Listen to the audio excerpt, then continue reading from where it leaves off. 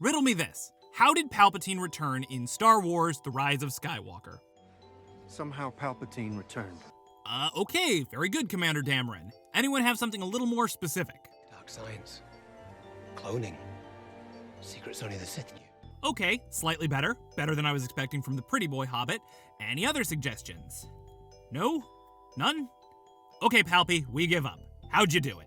The dark side of the Force is a pathway to many abilities some consider to be unnatural. To recap, for anyone who wandered into this video by mistake, Star Wars: The Rise of Skywalker is the 9th film in the main Star Wars saga. In the first moments of the film, it's revealed that longtime Star Wars villain, Emperor Darth Sheev Sidious Palpatine, has returned to the galaxy after his apparent death by explosion, and then another explosion at the end of Return of the Jedi. And to the frustration of many, the film doesn't do much to explain how this happened, other than a few vague throwaway lines that you just saw. What? Seriously, those 3 lines are it.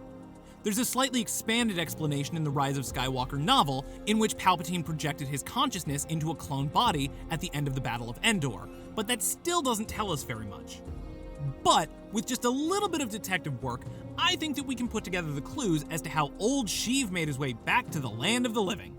When we first see him at the start of the film, Palpatine is surrounded by various pieces of cloning technology, including what look like incubation chambers for clones of Supreme Leader Snoke, the now-deceased ruler of the tyrannical First Order. When Kylo Ren brags that he's killed Snoke, Palpatine scoffs that he was the one who created Snoke in the first place. This implies that Mary the Hobbit was actually correct. Cloning. Cloning was indeed a part of how he returned from the dead, which makes some sense. As Emperor, he would have had access to cloning technology, as he was the one who orchestrated the Clone Wars. But clearly there's more to it than just that going on.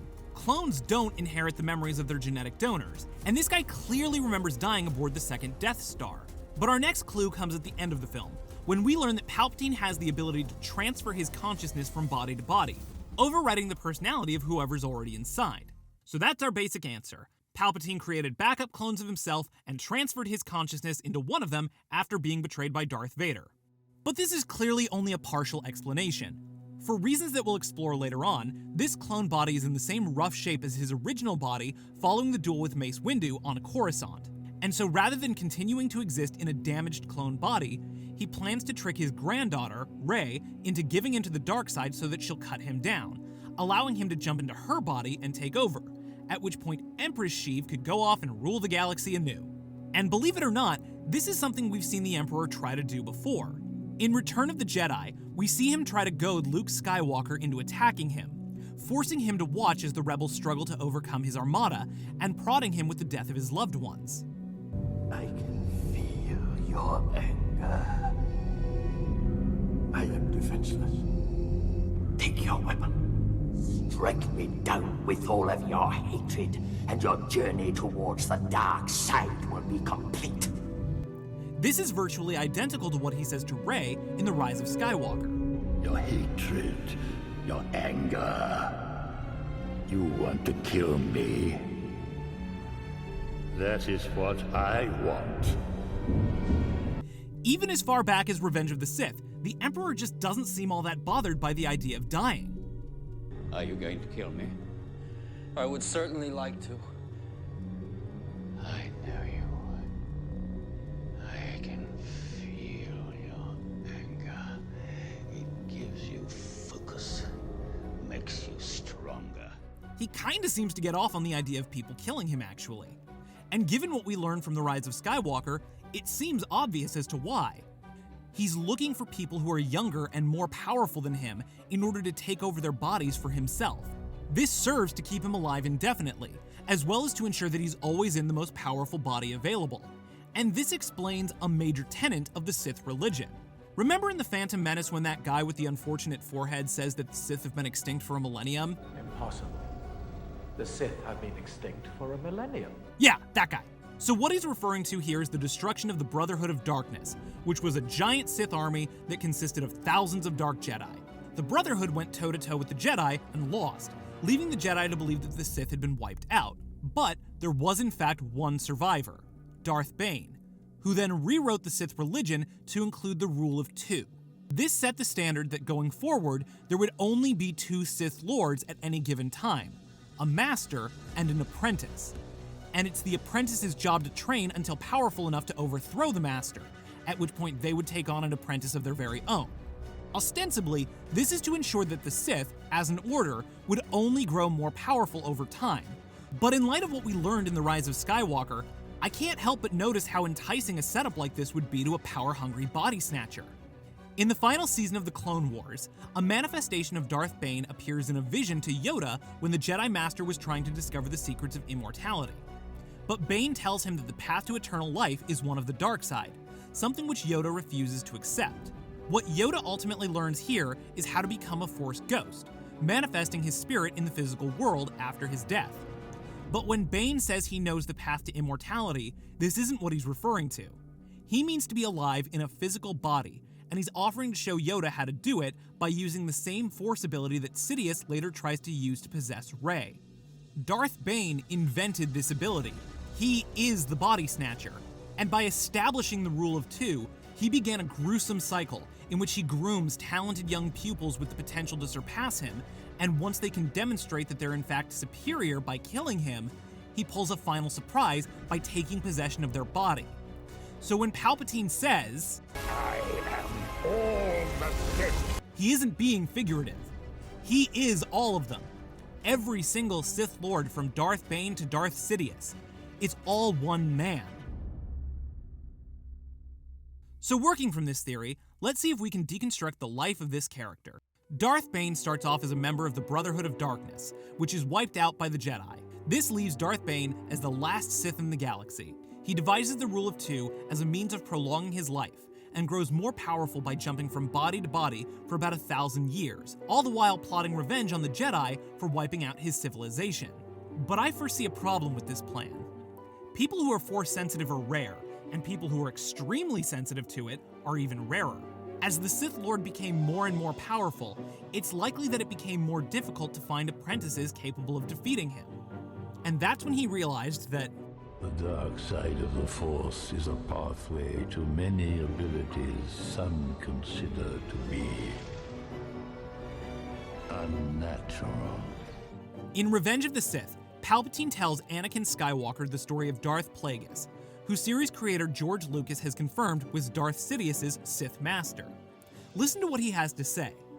Darth Plagueis was a dark lord of the Sith, so powerful and so wise, he could use the Force to influence the midi-chlorians to create life. He had such a knowledge of the dark side, he could even keep the ones he cared about from dying. So from that, we can determine that by the time that Darth Bane had become Darth Plagueis, he was having trouble finding new apprentices, forcing him to find a new method of prolonging his life. Revenge of the Sith heavily implies that Darth Plagueis was the one who created Anakin Skywalker, as the Phantom Menace establishes that Anakin does not have a biological father. Who was his father? There was no father. I carried him, I gave birth, I raised him. I can't explain what happened. So Darth Plagueis plays around with creating life, and then the most powerful Force sensitive in history is immaculately conceived. But while all this was going on, Darth Sidious became powerful enough to overthrow Darth Plagueis. So Plagueis dies, Bane leaves this body, and jumps into Sidious's. And at this point, Darth Bane has absolutely everything he needs to exact his revenge on the Jedi and become truly, eternally, all-powerful and immortal. As a senator, and later chancellor, he's able to manipulate the Republic in order to create a manufactured separatist crisis, which he exploits to turn public sentiment against the Jedi so that he can have them executed and seize control of the government that they were sworn to protect. In the process of doing this, he invests heavily in cloning technology so that he would have the ability to replicate whatever body he was in if he can't find a suitable apprentice before succumbing to age. And at the same time, he becomes close with Anakin Skywalker, the all-powerful Force sensitive that he helped to create, so that he could eventually convert him to the dark side, take him as an apprentice, and finally have the perfect body when Darth Vader successfully struck him down. There was just one tiny problem with this plan. Yeah, Darth Vader had a bit of an accident before he could ever rise to challenge his master. And after being fitted with a portable life support machine, Vader was never going to be powerful enough to take on Sidious. Darth Bane's perfect body was compromised, and what's worse, this happened just after Darth Sidious's body was badly maimed. So Bane found himself in a damaged body with an even more damaged one as a backup. Not a great position for him to be in. Now, the obvious solution would be to clone Darth Vader so that a new Anakin Skywalker body would be born. But notice something about the nature of the injuries that Darth Vader and Darth Sidious sustain in Revenge of the Sith. They were both burned. You see, magma can be highly radioactive, and large enough quantities of radiation can damage the structure that makes up an individual's DNA. Likewise, electricity and heavy electrical currents can often destabilize base pair sequences and cause mutations during cellular division. Following these injuries, it wouldn't have been possible for either of them to be cloned without transcribing the damaged DNA in the process.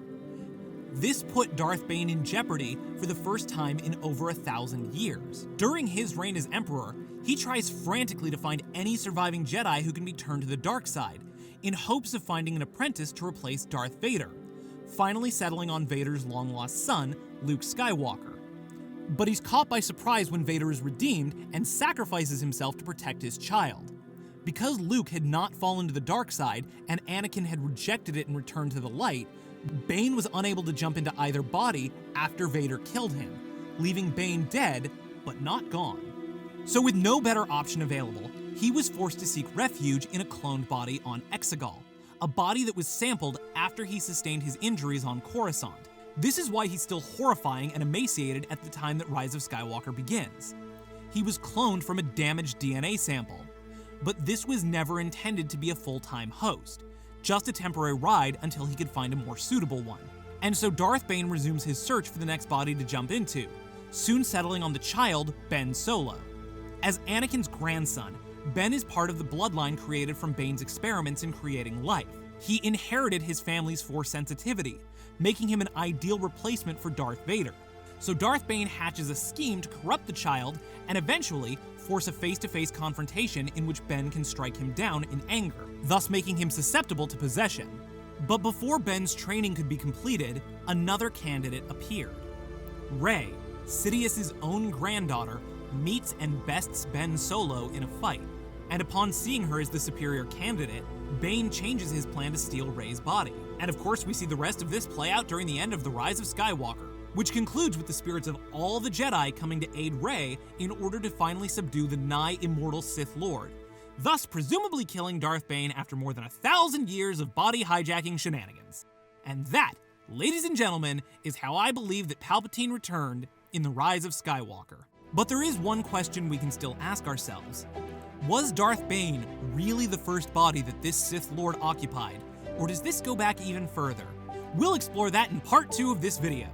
In the meantime, do you think this is how Palpatine returned in The Rise of Skywalker, or am I way off the mark? Let me know down below in the comments, and let me know if there are any other great mysteries in Star Wars that you'd like me to explore. Hit the subscribe bell thing if you want to see all my videos when they come out, and feel free to follow me on the social medias. Everybody stay safe and stay healthy, and I will catch you in the next video. Bye!